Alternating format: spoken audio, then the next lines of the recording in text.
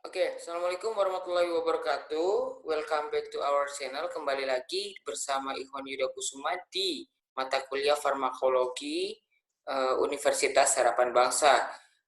Kali ini kita akan membahas tentang respon tubuh terhadap obat. Kemarin kita sudah bahas apa itu farmakologi dan target aksi obatnya. Itu terkait dengan farmakokinetika dan farmakodinamika. Kali ini kita akan membahas tentang farmakokinetika. Apa itu farmakokinetika? Yaitu respon tubuh terhadap obat. Nah, jadi respon tubuh terhadap obat itu seperti kita ketahui bersama di pertemuan kemarin itu ada tentang absorpsi, distribusi, metabolisme, dan ekskresi. Absorpsi artinya diserap, kemudian distribusi artinya dialirkan, kemudian metabolisme itu terjadi biotransformasi dan ekskresi itu artinya obat dikeluarkan dari dalam tubuh. Jadi urutannya seperti ini ya. Inti dari mata kuliah ini di gambar ini ya. Yang pertama adalah drug administration, artinya rute masuknya obat. Jadi ada oral, ada IV, ada IP, intraperitoneal, subkutan, intramuskular, inhalation. Ya, jadi ini adalah rute pemberian obat. Oral itu melalui mulut, kemudian intravena, intraperitoneal itu di perut ya, kemudian subkutan itu di bawah kulit, intramuskular itu di bawah otot, dan inhalation itu melalui saluran pernafasan. Nah, setelah obat masuk dalam tubuh, kan tadi respon tubuh terhadap obat. Tubuh merespon dengan ngapain sih? Yang pertama adalah melakukan absorpsi dan distribusi. Maksudnya seperti apa? Membran ini akan masuk ke dalam saluran pencernaan, di mana nantinya obat-obat tersebut akan banyak terabsorpsi sebagian besar di saluran pencernaan, terutama di usus halus untuk pemberian secara oral. Kalau pemberian secara inhalasi jelas melalui paru-paru ya. Nah, kemudian setelah diabsorpsi atau diserap, dia akan didistribusikan. Siapakah yang mendistribusikan? Yang mendistribusikan adalah aliran darah ya. Nah, kemudian setelah didistribusikan, dia akan berikatan dengan protein plasma dalam tubuh sehingga nanti akan ada binding. Binding itu ikatan. Ikatan antara apa? Antara obat dengan target aksinya. Misalkan di sini adalah reseptor di neuron, di sistem saraf. Ya, ini targetnya. Sisanya kemana Pak? Sisanya diinaktivasi dan dibuang ke luar tubuh. Caranya melalui apa? Melalui proses nanti yang disebut dengan metabolisme ya, nanti akan aktif dulu, terjadi biotransformasi. Bio itu artinya dalam tubuh, transformasi itu perubahan. Jadi ada biotransformasi, maksudnya perubahan obat dari senyawa yang tidak aktif menjadi senyawa yang aktif. Nah, setelah aktif ngapain? Setelah aktif pasti berefek. Setelah berefek, sisanya ngapain? Dibuang melalui ekskresi. Ekskresi biasanya dilakukan di mana? Melalui saluran pencernaan dan saluran kemih. Selain itu di mana lagi Pak? Bisa lewat pernafasan dan melalui kelenjar keringat. Nah, produk ekskresi itu apa saja? Ada feses, ya, kemudian urin, kemudian ada water vapor, sweat itu keringat, dan saliva atau ludah ya. Nah, secara umum begitu. Farmakokinetik dan farmakodinamik ya. Jadi ada dua parameter penting dalam farmakologi, yaitu farmakokinetik dan farmakodinamik. Farmakokinetik adalah apa yang dilakukan tubuh kita terhadap benda asing yang masuk, sementara farmakodinamik apa yang dilakukan oleh benda yang masuk, ya kan, obat di sini untuk menimbulkan efek. Nah, farmakokinetik itu terkait dengan bioavailabilitas. Ya. Bio itu adalah biologis tubuh ya. Available apa? Ketersediaan atau kebisaan, ya kan? Artinya bioavailabilitas apa? Ketersediaan hayati, ya, atau ketersediaan obat dalam tubuh. Jadi proses farmakokinetik itu ada empat yang disebut dengan ADME. Absorpsi, distribusi, metabolisme, dan ekskresi. Absorpsi penyerapan, distribusi ada penyaluran ke tempat aksinya, ke metabolisme ya, ke hati sampai ke tempat aksinya untuk aktif. Itu ada proses difusi, kelarutan lipid, ionisasi, ikatan depot. Sementara metabolisme itu dilakukan di hati ya untuk mengaktifkan obat ya. Jadi ada yang tadinya inaktif menjadi lebih aktif. Kemudian ada ekskresi. Nah, selanjutnya ada efek farmakodinamik. Farmakodinamik itu ada apa saja? Ada reseptor, hubungan dosis dan respon, dan antagonisme. Kemudian efek obatnya gimana? Efek samping, indeks terapi, kemudian perubahan perilaku. Nah, cara jalur pemberian ada macam-macam ya. Jadi bagaimana dan di mana obat memasuki tubuh akan menentukan seberapa banyak obat mencapai tempat aksinya. Dan pada gilirannya menentukan besarnya efek. Jalur pemberian dapat mempengaruhi absorpsi obat. Kenapa kok bisa sih gitu ya? Karena kalau melalui mulut jalannya panjang dan dia harus melewati asam lambung. Berbeda dengan yang rute injeksi atau suntikan. Dia langsung masuk ke peredaran darah. Lebih cepat. Yang menentukan ini apa? Yang pertama adalah luas permukaan absorpsi. Kemudian banyaknya membran atau barrier yang harus dilewati. Kemudian banyaknya obat yang terdegradasi dan jumlah ikatan dengan depot. Kemudian macam cara pemberian obat. Ada intravena, ada intramuskular atau di bawah otot, ya, subkutan atau di bawah kulit, intraperitoneal melalui perut, ya, inhalation atau melalui hidung, oral administration per oral ya melalui mulut, dan yang lainnya ada sublingual. Sublingual itu di bawah lidah.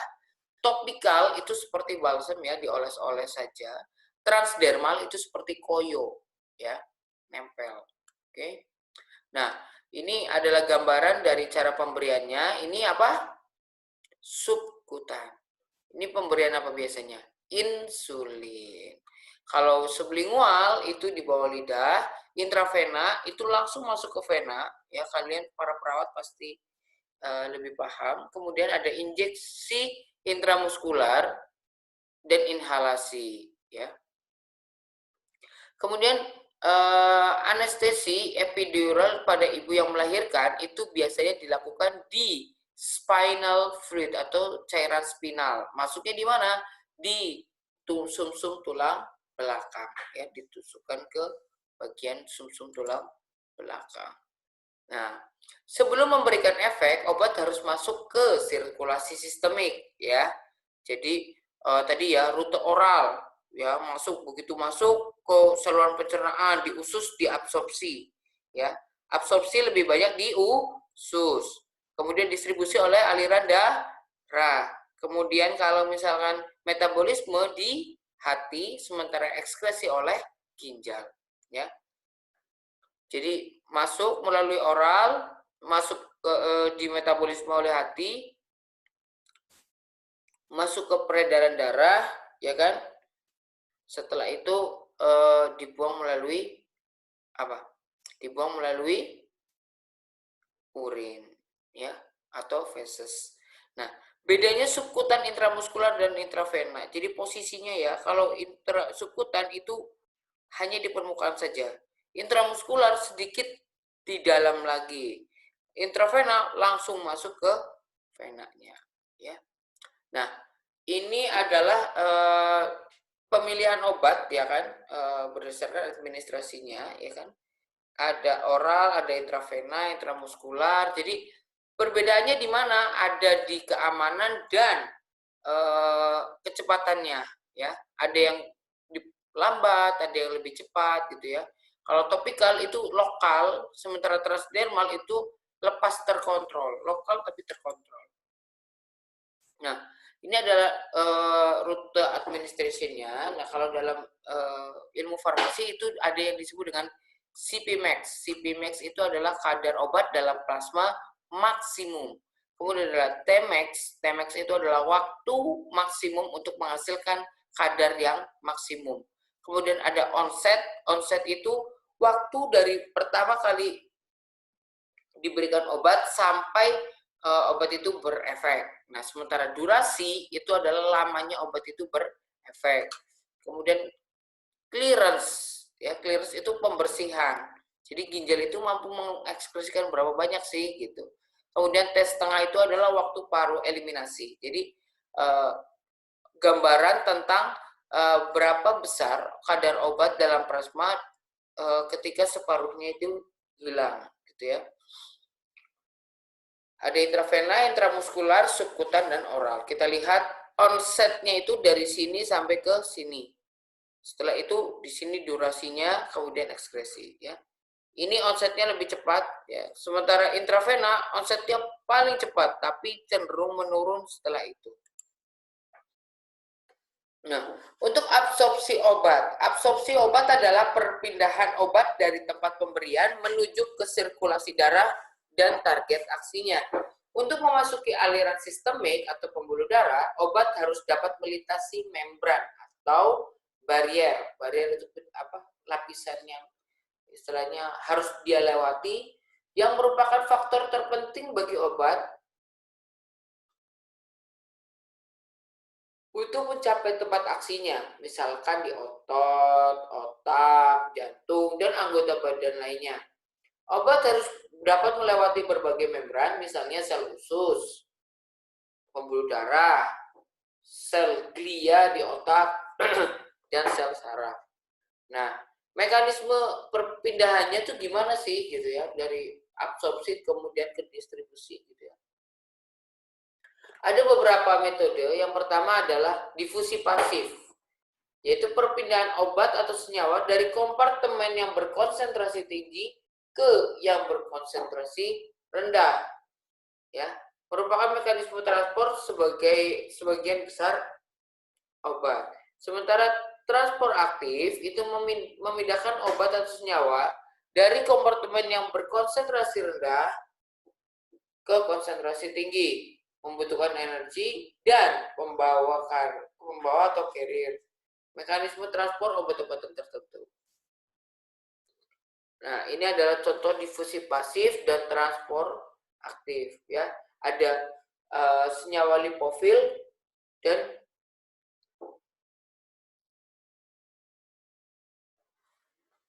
hidrofil ya. Kalian bisa lihat bahwa kalau misalkan ini difusi, dia mempenetrasi masuk ke melewati membran. Sementara kalau yang transport aktif, dia itu nanti akan menarik yang lain sehingga memindahkannya ke posisi yang lainnya. Ditarik dulu, sudah ditarik kemudian dilepaskan. Nah, difusi pasif itu tergantung pada ukuran dan bentuk molekul obat, kemudian kelarutan obat, kemudian derajat ionisasi obat. Pengaruh kelarutan obat dalam lipid, yang pertama adalah membran sel tersusun oleh molekul lipid atau lemak.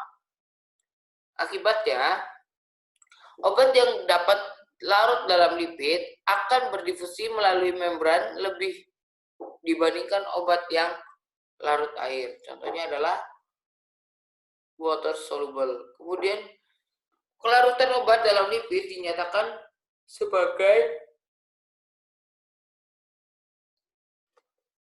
koefisien partisi atau P.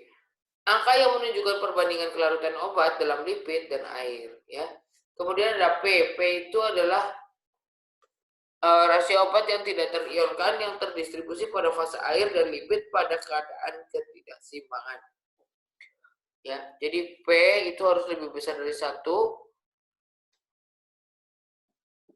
Kemudian lipofilik, ya, atau disebut dengan lipofilik. Kemudian kalau P kurang dari 1 disebut dengan nitrofilik. Dengan demikian, faktor utama yang mempengaruhi kelarutan dalam lipid adalah derajat ionisasi. Nah, sementara derajat ionisasi itu apa? Derajat ionisasi adalah banyaknya obat yang terionkan ketika dilarutkan dalam air. Faktor penentu utama ionisasi adalah sifat asam basa obat, asam lemah atau basa lemah. Kalau sifat asam basa cairan solvent, misalkan asam atau basa. Obat yang bersifat asam, ini take note ya, paling penting. Obat yang bersifat asam akan lebih terionisasi pada suasana basa. Sedangkan obat yang bersifat basa lemah akan terionisasi pada suasana asam. Ini beberapa contoh obat dan sifat keasamannya. Oke.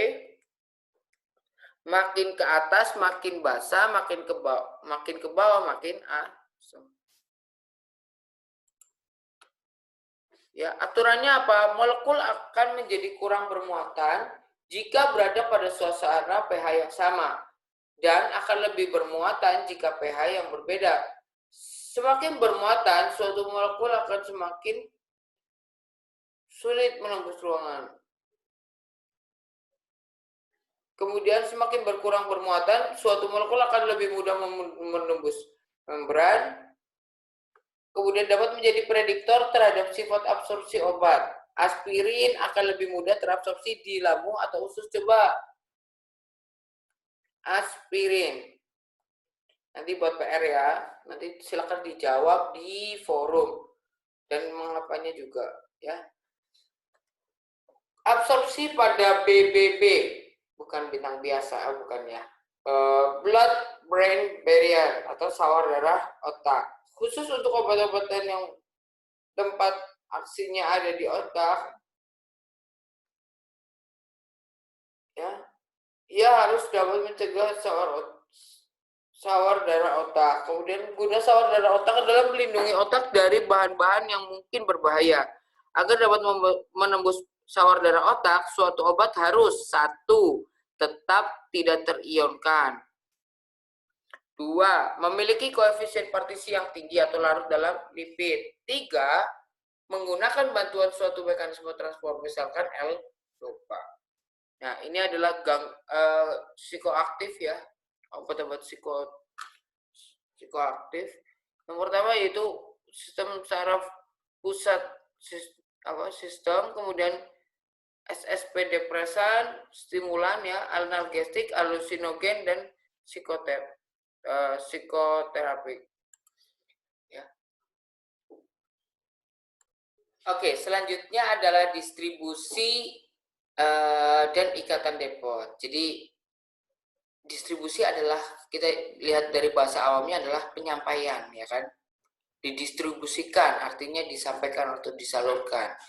Nah, kalau di pengobatan, distribusi itu adalah ikatan suatu obat dengan suatu bagian tidak aktif seperti bagian tubuh ya. Contohnya ada albumin, otot, tulang, lemak atau hati, ya. Perlu diingat bahwa efek suatu obat tergantung pada konsentrasi obat di tempat aksinya, yaitu pada reseptor. Hanya obat yang berbentuk free atau disebut juga dengan obat bebas atau tidak terikat yang dapat bekerja menghasilkan efek. Jadi intinya gini, obat masuk ke dalam tubuh, kemudian dia dipecah, ya kan? Setelah itu obat tersebut akan berikatan dengan protein, ya kan? Tidak semua bagian dari obat tersebut berikatan dengan protein. Nah, yang aktif itu justru bukan yang berikatan dengan protein, tapi yang bebas, yang tidak terikat. Itulah yang menyebabkan respons suatu obat itu berbeda-beda ya. Kemudian obat terikat dan tidak terikat berada dalam satu kesetimbangan dalam darah digambarkan sebagai berikut, ya kan? D plus A menjadi DA. Nah, ini gambarannya. Obat itu tidak berikatan dengan protein plasma. Begitu dia masuk plung ke dalam tubuh, maka dia akan masuk ke sel efektor sehingga menimbulkan efek. Nah, tapi kalau obat itu secara kuat berikatan dengan plasma, maka tidak ada yang masuk ke efektor sel. Akibatnya efeknya menjadi turun. Ya, ini adalah kalau misal banyak obat bebasnya atau free drug-nya, otomatis dia efeknya maksimum. Tapi kalau dia banyak berikatan sama protein, ikatan proteinnya banyak, tapi efek obatnya sangat sedikit. Ya, efek ikatan depot terhadap efek terapi, misalkan ada beberapa karakteristik ya. Kalian bisa baca nanti di PDF yang saya kirimkan di bawah video ini, yaitu ada rapid binding to depots before reaching target tissue. Artinya apa? Ikatan secara cepat dari suatu depot sebelum dia masuk ke sel target atau jaringan targetnya. Terapeutiknya, outcome-nya apa? Dia onsetnya lebih lama, ya, sehingga karena lama otomatis efeknya juga turun, ya. Kemudian ada individual difference in amount of binding. Artinya apa? Perbedaan individu itu mempengaruhi ikatan obatnya, ya. Sangat bermacam-macam efeknya. Kalau ikatannya tinggi itu bisa menurunkan jumlah obat bebasnya tadi, otomatis kan dia butuh dosis yang lebih tinggi. Kalau ikatannya rendah, ya kan, nah dia sangat sensitif sehingga butuh dosis yang lebih sedikit, ya. Kemudian competition among drugs for depot binding sites. Maksudnya apa? Kompetisi di antara obat-obat yang berada di sisi aksi antara obat dengan reseptornya, ya, atau dengan protein, sehingga dia sifatnya nanti outcome-nya adalah lebih dari yang dibayangkan, ya, sehingga bisa menyebabkan peningkatan pada efek samping, apalagi dan bisa jadi terjadi toksisitas atau keracunan. Kemudian bone drug is not metabolized, ya kan, bisa jadi tidak dimetabolisme secara baik, ya. Kemudian ikatan menuju depot berhubungan dengan rapid action at target, jadi terjadi redistribusi atau diulang lagi distribusinya. Kemudian ada metabolisme, ya, ada biotransformasi, yaitu suatu proses kimia di mana suatu obat diubah di dalam tubuh menjadi suatu metabolitnya. Organ yang memetabolisme itu adalah liver atau hepar. Jadi metabolisme biotransformasi. Kalian tahu transformer? Ya kan, berubah dari satu bentuk biasa kayak mobil biasa kemudian menjadi robot. Nah, itu sama kayak gini, ya. Jadi biotransformasi adalah perubahan bentuk dari yang tidak aktif menjadi aktif. Hasil metabolismenya bisa lebih atau kurang aktif, ya, atau tidak berubah sama sekali dalam kaitannya dengan aktivitasnya. Umumnya menjadi bentuk yang kurang aktif. Nah, metabolisme itu ada dua, ada first pass metabolism, ada second pass metabolism. Jadi first pass metabolism itu dikenal melalui liver atau hati. Sebelum masuk ke dalam jaringan atau darah, misalkan di otak, jantung, paru-paru, dan jaringan lainnya. Kemudian metabolisme itu akan dibantu enzim khusus. Enzim khusus itu diberi nama dengan sitokrom P450 yang akan mengubah suatu obat menjadi bentuk metabolitnya. Metabolit umumnya menjadi lebih larut dalam air atau polar dan akan dengan cepat diekspresikan keluar tubuh melalui urin, feses, keringat, dan lain sebagainya. Hal ini akan secara dramatis mempengaruhi kadar obat dalam plasma. Obat-obat akan mengalami first pass metabolism, akan kurang bioavailabilitasnya, maka efeknya akan berkurang. Nah, tipe metabolisme tadi ada non-synthetic reactions, ada synthetic reactions. Ya, kalau non-synthetic reaction itu terdiri dari oksidasi, reduksi, hidrolisis, alkilasi, delaktilasi, ya. Ngapain mereka metabolitnya bisa lebih aktif atau tidak pada senyawa asalnya? Umumnya tidak dieliminasi dari tubuh kecuali dengan adanya metabolisme lebih lanjut. Nah, sementara yang sintetik itu merupakan penggabungan suatu obat dengan suatu molekul lain. Misalnya ada glukuronidasi dan sulfatasi. Nah, metabolitnya pada umumnya lebih larut dalam air dan mudah diekspresikan. Ya, ini ada fase 1, ini ada fase 2. Ya.